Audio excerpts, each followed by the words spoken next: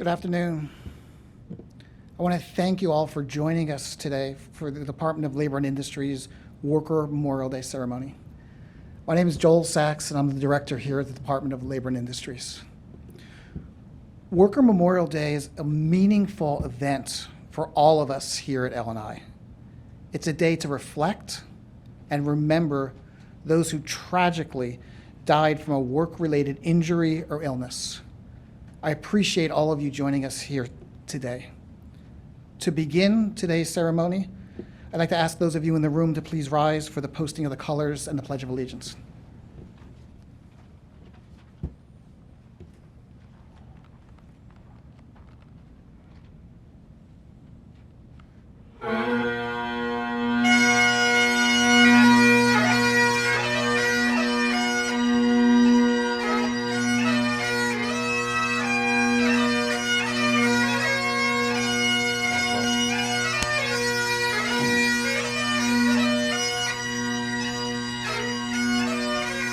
Honor guard.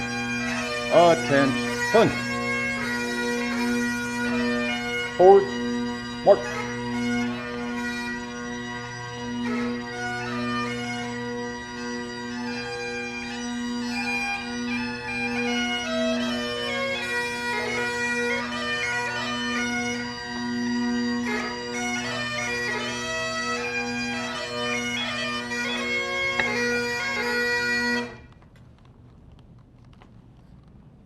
Mark time. Mark. Detail. Halt. Right. Face. Ready? Seat.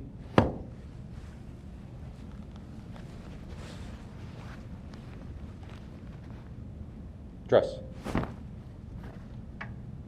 Cut. Honor Guard uniformed personnel, present arms.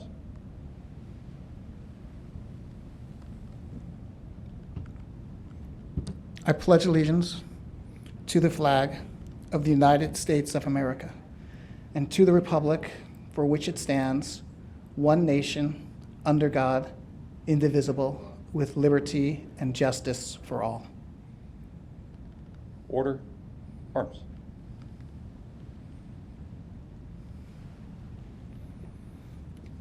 Left face. Forward.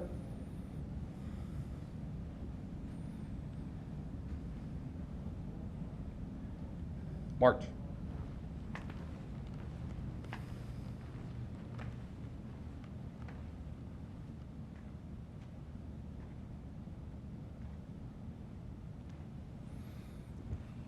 Please be seated.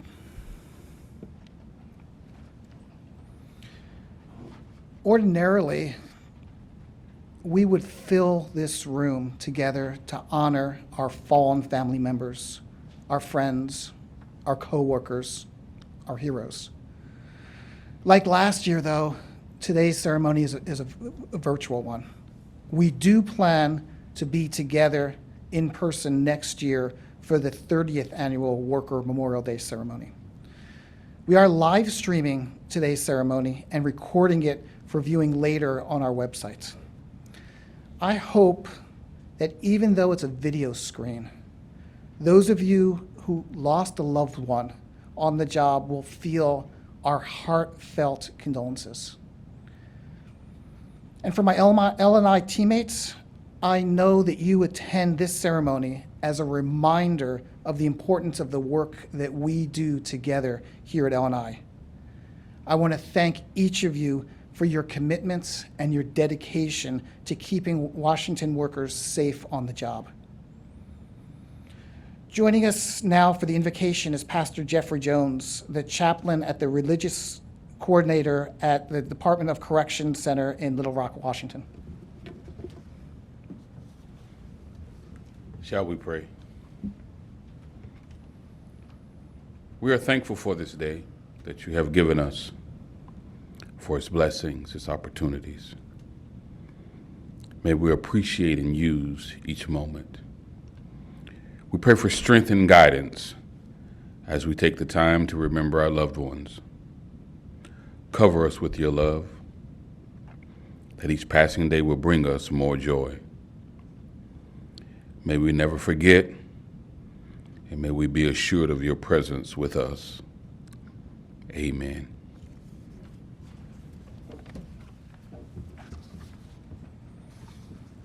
Thank you, Pastor Jones.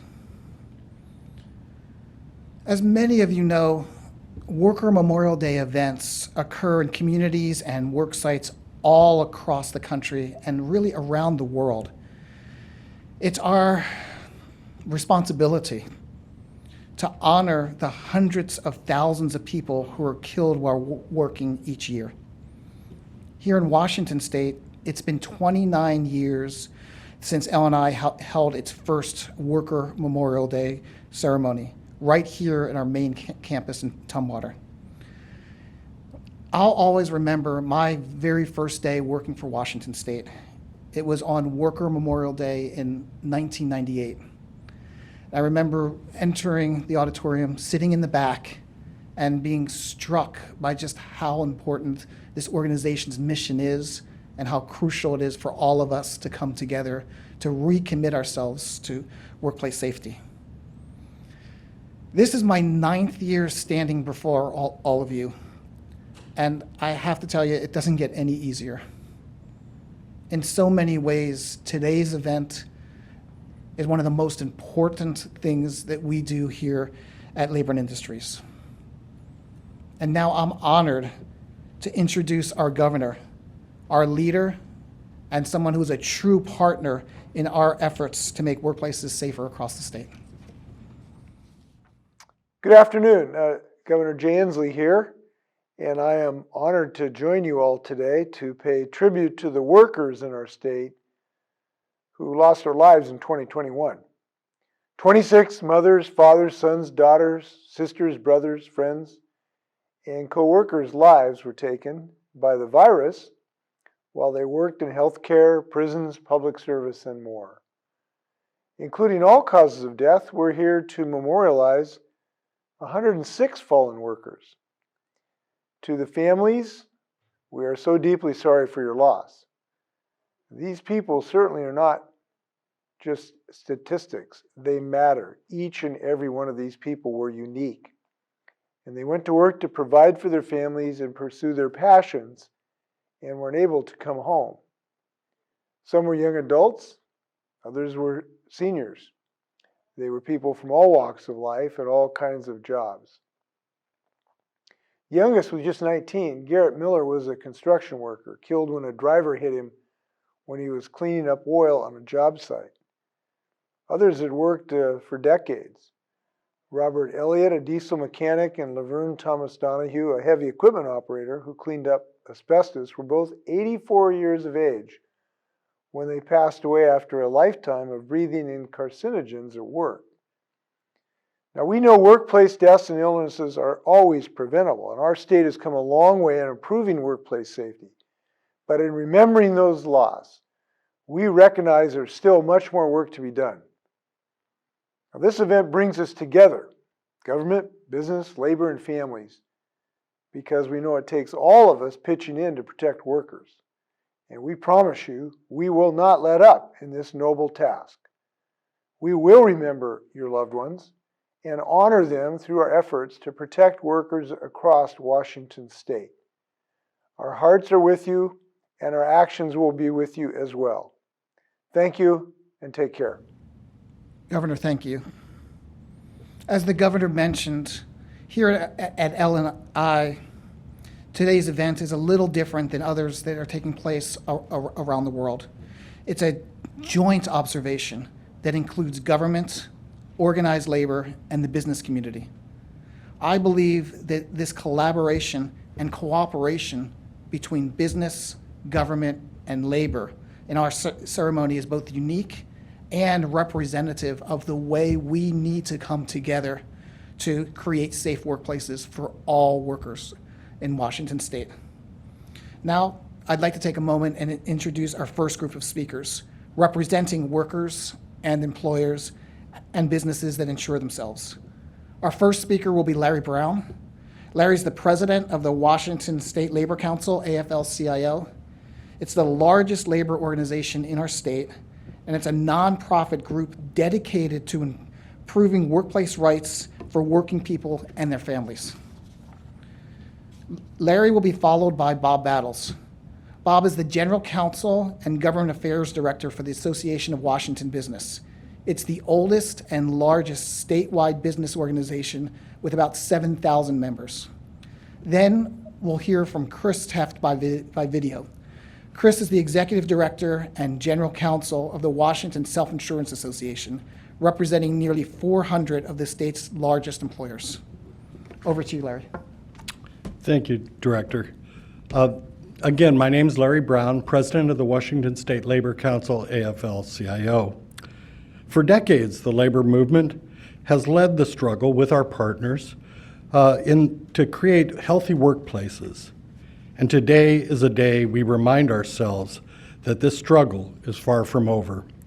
We know that it doesn't matter what kind of pension that we can negotiate with the employers if our members, workers, don't live to spend that pension. Each year on Workers' Memorial Day, advocates for a safer workplace deliver grim statistics about the thousands of people who have died from injuries suffered on the job, and the tens of thousands who died from diseases related to their work. But today, rather than list those numbers, I'd like for everyone to think about the families and the loved ones who have lost someone this way. Someone in their family went to work and one day and never came home, or subsequently passed away from their injuries or illness. This is hard enough to take, but even worse, these families must live with the knowledge that their loved one's death could have been prevented.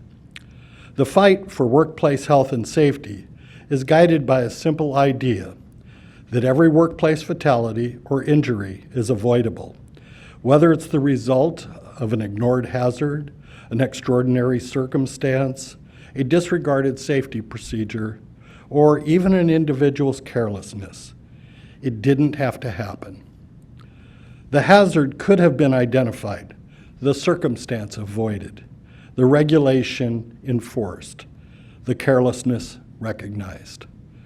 The hazard was avoidable. Yes, accidents happen. Every single so-called accident needs to be analyzed by the employers and the employees, and at times the government, to do everything we can to make sure that it doesn't happen again. It's all about facing our own failures, but learning from them also. So today, we admit our failures. That's especially hard to do. It's hard to do this amid the families who have lost someone, a parent, a spouse, children, or siblings. But it's critical that their family members be more than just statistics. I also want to mention the people who have lost their lives to COVID-19 from work-related exposures to this disease. In Washington State last year, we lost nurses, other healthcare employees, transit operators, corrections officers, caregivers, restaurant workers, and others due to COVID. Most of those people had public-facing jobs. They are the frontline workers who couldn't help but be at work because they couldn't work from home. They had to rely on open public safety measures. They had to rely upon public safety measures put in place by the government and count on the adherence to those measures by their employers and the people they serve and interact with. It wasn't enough. So again, we need to make sure that we learn from our failures so we can better protect working people from future COVID variants and other diseases. My pledge to you all is here today is that organized labor will continue to fight aggressively for safe workplaces, and we will work in partnership with our employers and state government to do so. Every Washingtonian and every American has the right to come home safely from their job at the end of the day, and today we remind ourselves that there is much more work to do. Thank you.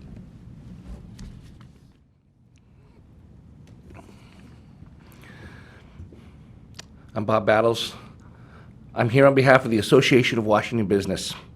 It is an honor and a privilege to speak to you today, even under the circumstances that can be only described as best as heartbreaking. On behalf of the nearly 7,000 of members who employ over 750,000 of the state's employees, I want to extend my sympathies and prayers.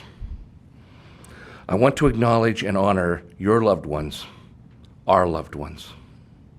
Every year when I take part in this ceremony, it is my fervent hope that it will be the last one.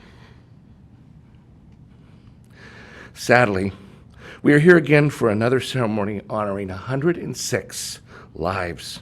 We are grateful for each one of them, grateful for the important work they did to support our communities and to support their families, and grateful that we had the opportunity to love them and be loved by them. There is nothing I can say today to take away the pain, your sorrow, your loss, your emptiness. My faith says that they are in a better place, but that does not erase the grieving. All I can do is grieve with you and renew my personal commitment to workplace safety. I have personally been involved with workplace safety and health issues for 30 plus years. I have cried with families and coworkers when we have learned of a loved one who will not be going home. This is personal. So I am prepared for this day. As I prepared for this day, I reflected on my coworkers, I reflected on my family, I reflected on the employees of L&I, and I reflected on the names that will be read here today. To my coworkers, I once again ask, are you looking out for each other? Are you truly making safety a priority? To the L&I employees, thank you for what you do. You have a difficult job that few appreciate. Most of the time, people, business and labor, are not happy to see you show up. But we understand that your mission is vital and that we are safer because of it. To the first responders, thank you for taking the difficult task of being there when people are facing some of the most difficult times of their lives. You see firsthand what happens when a business has a culture of safety and when it does not. Thank you for your service. To family and friends and those we are honoring today, please know that your loved ones have made a mark on everyone who is taking part in this ceremony. And take comfort in knowing that they have left their legacy on family and friends. We join you today in celebrating their life. We join you today and for years to come in honoring their memory. Until the time comes when there is no need for remembrance such as this, we will continue to dedicate ourselves to workplace safety and health.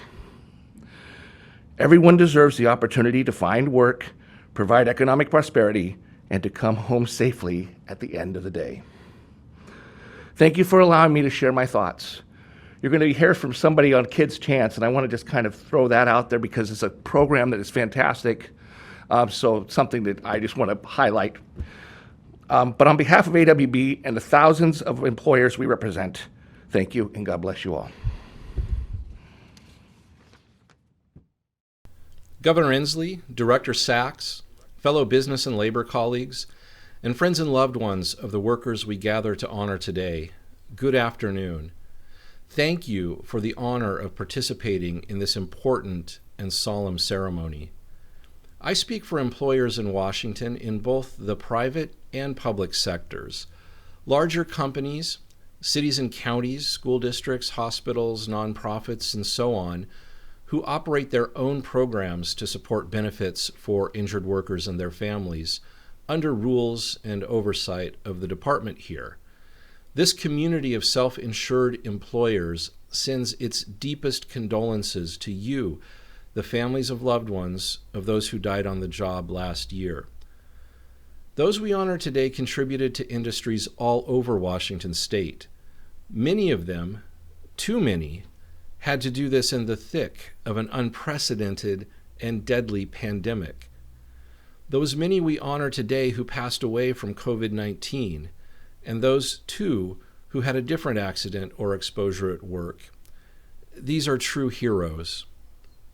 We mourn their loss, their names, and their contributions. Their names will be enrolled and forever kept for all ages in memorial here at the department.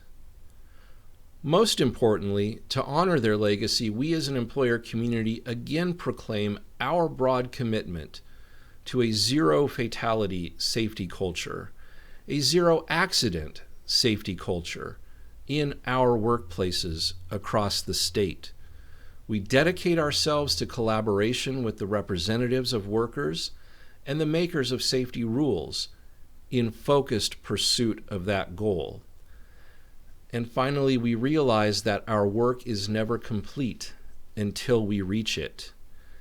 The legacy of your life helps us in that pursuit, and it is in that pursuit we honor them. Thank you, and God bless. Thank you, Larry. Thank you, Bob.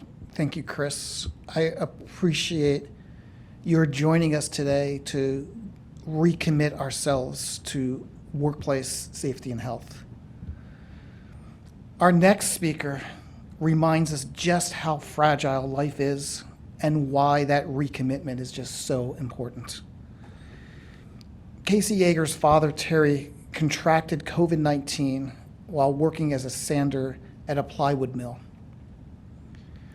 From what I understand, Casey, your father is someone that we would call a model husband, a son, a father, a grandfather, and a brother.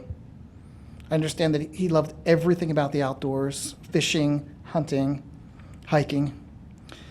And above all, I understand that Terry loved his family. Casey, thank you for joining us today. Thank you. Good afternoon, everybody. My name is Casey Yeager, son of late Terry Yeager.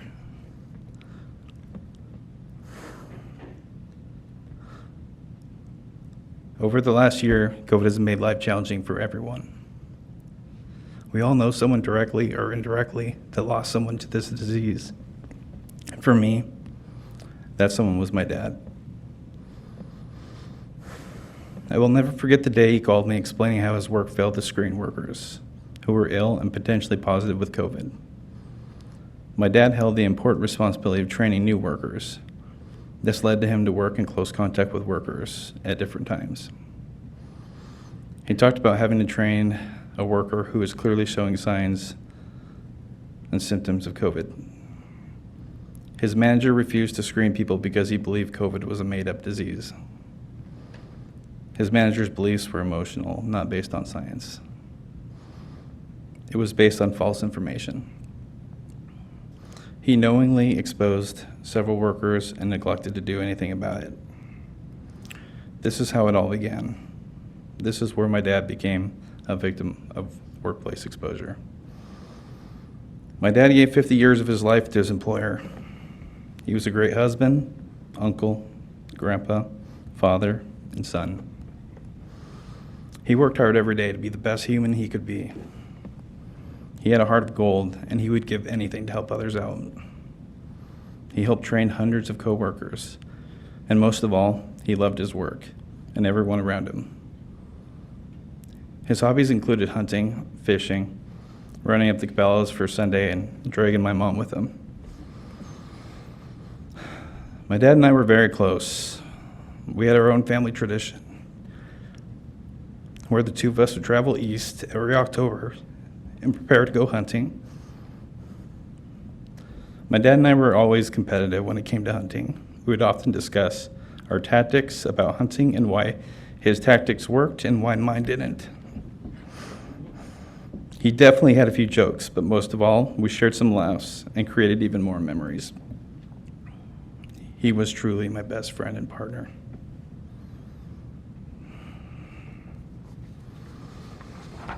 Losing a loved one is never easy. I'm always searching for anything that reminds me of him. My hunting trips will never be the same. I've spent over a year trying to understand how I can move on and continue our tradition. I think about him daily. And to this day, nothing has been the same. Every day is hard. I rely on my friends and my family to get through every day. Work is important to all of us. Many people spend more time on the job and commuting in a given day or week than they do with their own family and friends. And work was important to my dad, but I know his family was much more important to him. No one should have to give up their life or their health for their job. Worker safety is the utmost importance. It's imperative that we learn from this and the countless others who have been impacted by this pandemic and other workplace safety and health issues and ensure this never happens again. Thank you for your time.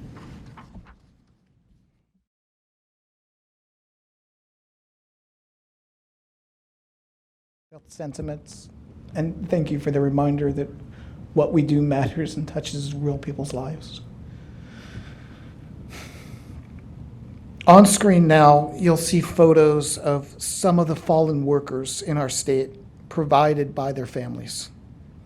It's accompanied by a musical tribute by the Tumwater High School Notables Choir.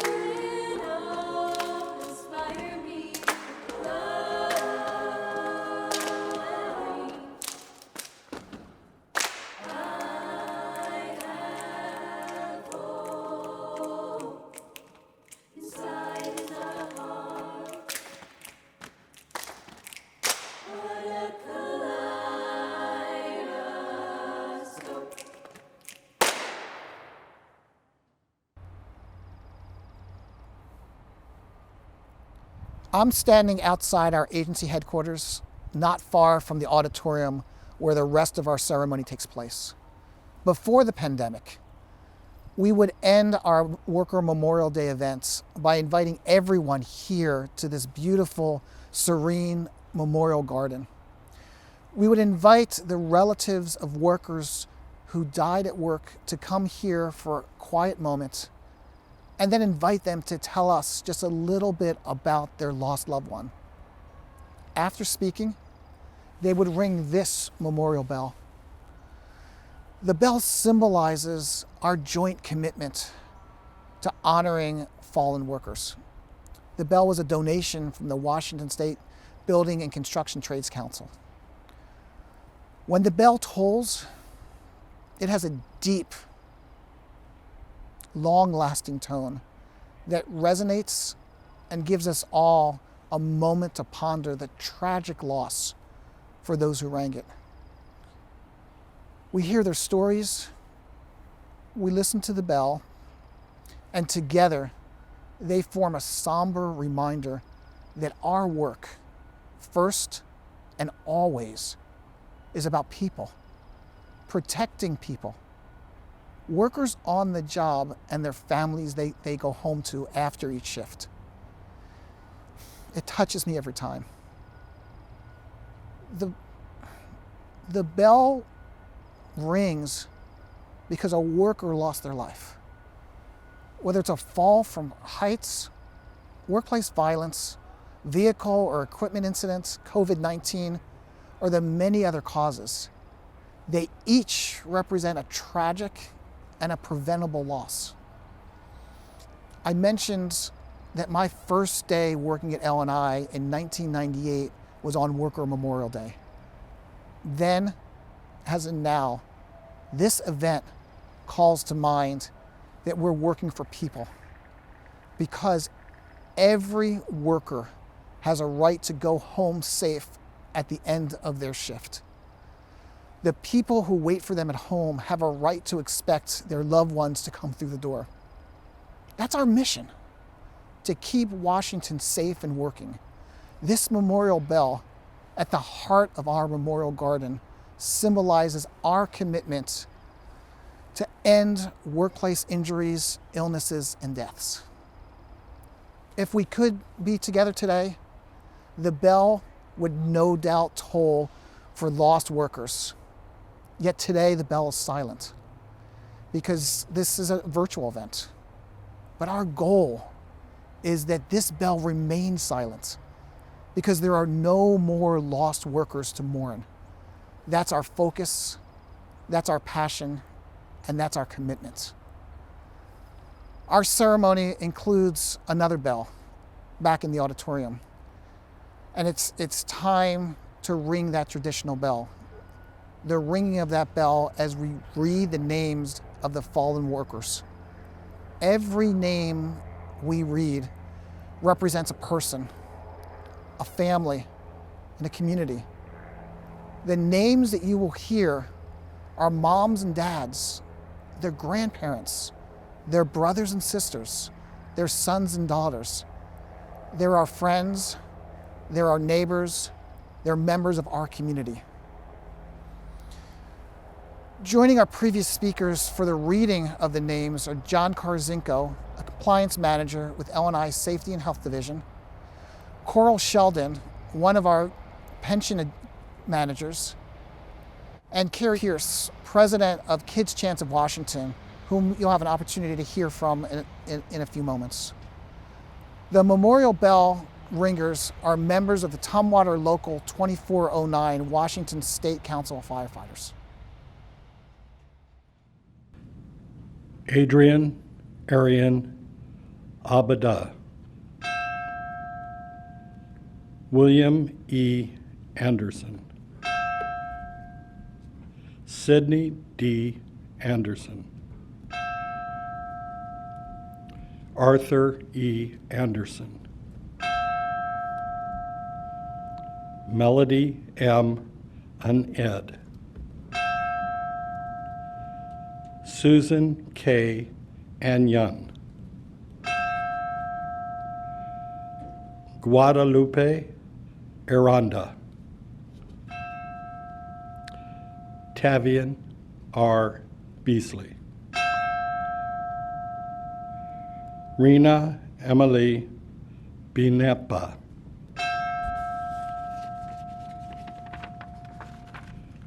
Shauna M. Furiman. Richard D. Brinkley. Jeremy R. Brown. Diego D. Bergaino. William B. Cababat Jr. Filiberto Toban Cabrera.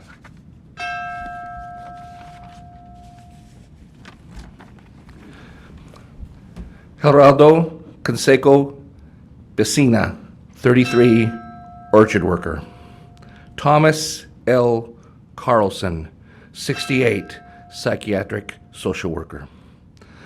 Gabano Carranza Oliveira, 31, laborer. Carlos Carlton Castillo Lam, 53, construction worker. Carlos Cervantes Rodriguez, 42, construction laborer. Tyler J. Chambers, 28, construction. David Cruz Saranino, 60, warehouse laborer. Richard A. Daniels, 80, floor installer.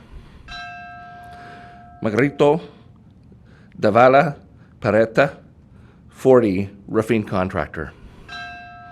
J. G. Dennis Jr., 60, nuclear chemist operator.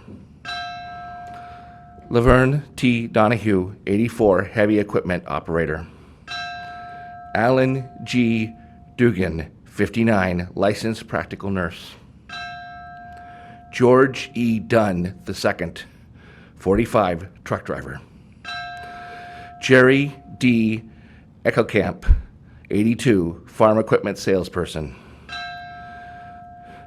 Lenny Elazar, 51, sous chef. Robert L. Elliott, 84, diesel mechanic. Brenda K. Fennell, 51, restaurant manager. Olaf Flaggett, 79, production supervisor. Miguel Flores Ortiz, 53, landscaping laborer. Gabriel K. Forrest, 42, corrections officer. Scott A. Gallagher, 49, executive director. Stephen L. Garner, 64, truck driver. Anthony G. Gockerell, 35, commercial driver. Darrell L. Goodrich Jr., 49, corrections officer. Florinko Gita Vargas, 76, tractor driver. Eric T. Gunderson, 39, State Patrol detective. Kenneth A. Hagerman, 80, construction. Alexandra Brenneman Harris, 38, police officer. Alex Harville, 28, motorcycle stunt person. James F. Headley, 73, logger. Andrew T. Hinson, 45, firefighter EMT. Elizabeth A. Hoover, 47, firefighter paramedic. Ruth A. Hopkins, 73, construction contractor. William Howe, 68, equipment operator. Michael W. Jacobson, 60, construction superintendent. Jason A. Leach, 51, arborist. Richard L. Lenhart, 72, school bus driver. Eric M. Lewis, 47, caregiver. Ronald G. Lindsay, 60, corrections officer. Ana Decado Lopez, 26, bartender. Jesse Manion, 56, general contractor. Rigoberto Garcia Marmelojo, 31, landscaper. Juan Mitchell Martinez, 23, laborer roofer. Douglas A. Macy, 75, truck driver. Troy S. McClure, 56, owner-operator of a logging company.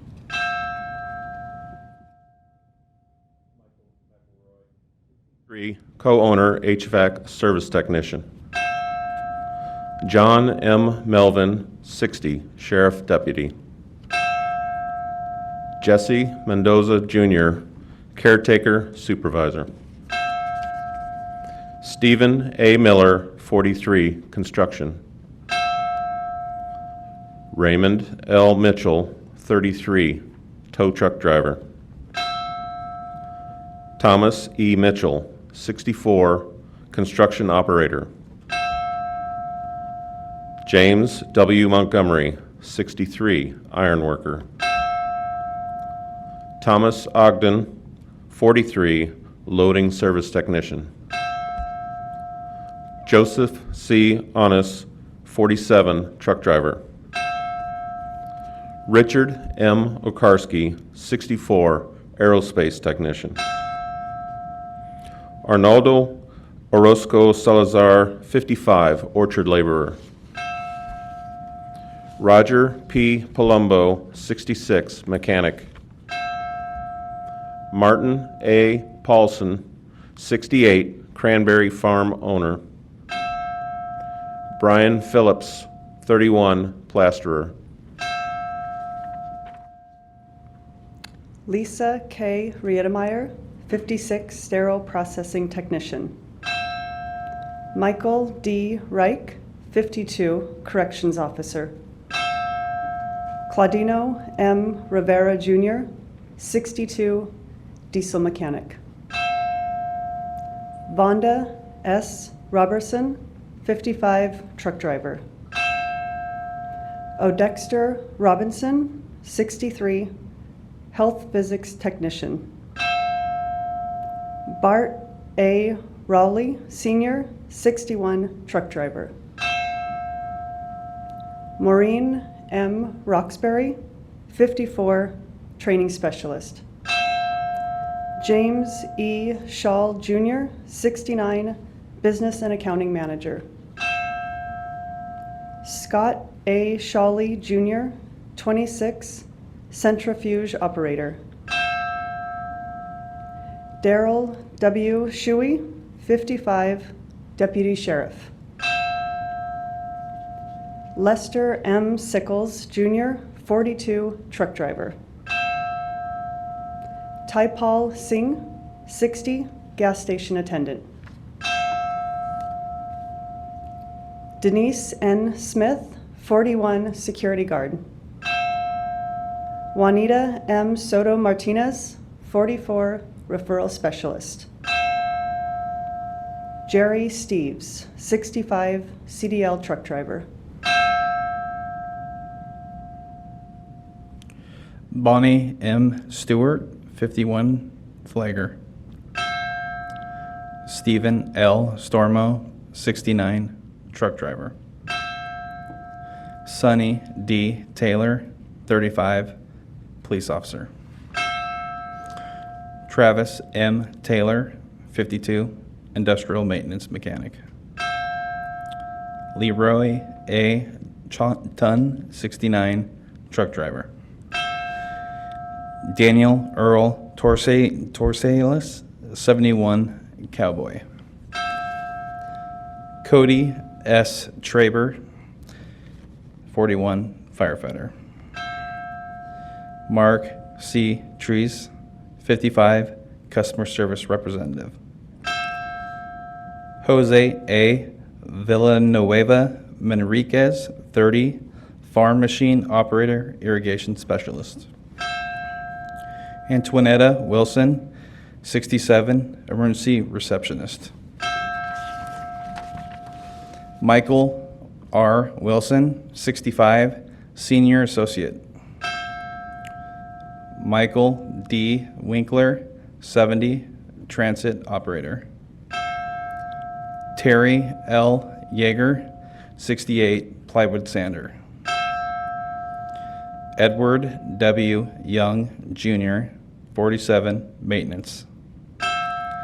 Christopher L. Yurkwitz, 47, Hydroblasting. Gabriel Zelia, 39, Construction Laborer.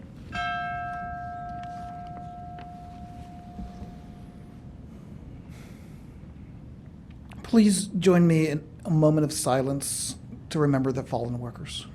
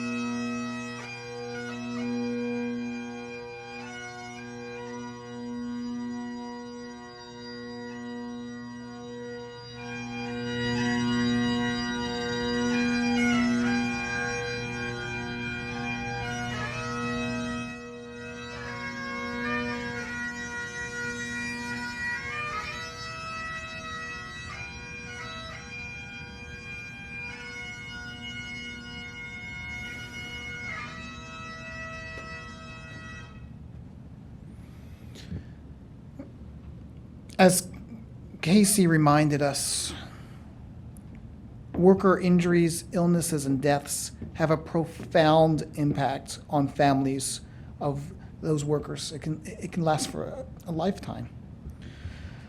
Carrie Pierce is here to tell us about Kids Chance of Washington. Kids Chance provides scholarships to take some of the financial load off of those families. After we hear from Carrie, Pastor Jones will deliver the benediction. Let me start by sharing our condolences for you and your family's loss. Kids Chance of Washington was founded in 2001 to provide support to the families of Washington workers who have been seriously injured or have died from a work-related accident or exposure. We at Kids Chance know the future can look frightening to those whose parents or spouse has been fatally injured at work. Entire families must adjust to the many impacts, and changes from these accidents. We may be able to help with the additional challenge of funding the education and career goals of the family members. Kids Chance can provide financial assistance to attend an apprenticeship program, a community and technical college, or as an undergraduate at a university. Kids Chance of Washington is registered in Washington as a 501c3 charitable organization to provide needs-based scholarships to the children and spouses affected by these serious work-related injuries or conditions. Scholarships are funded through donations from business and labor organizations throughout the state, as well as individuals, employers, attorneys, and other groups affiliated with the workers' compensation system here in Washington.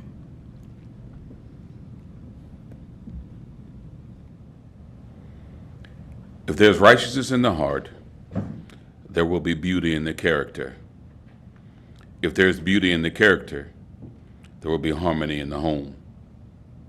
If there's harmony in the home, there will be order in the nation. If there's order in the nation, there will be peace in the world. So let it be. May the Lord bless you and keep you. The Lord make his face to shine upon you, be gracious to you. The Lord lift his countenance upon you and give you peace. Amen.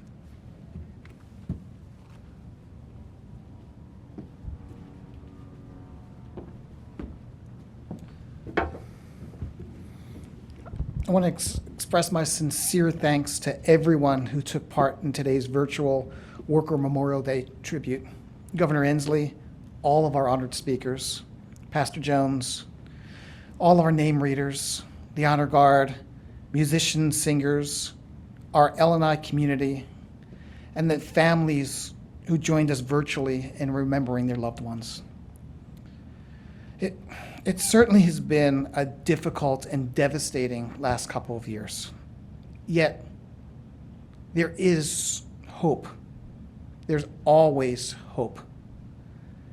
For me, that hope lives in our joint commitment and our unwavering dedication to preventing anyone else from being injured or killed on the job. By doing so, we can ensure the men and women whom we honored here today did not die in vain. Thank you again for joining us. And this concludes today's ceremony.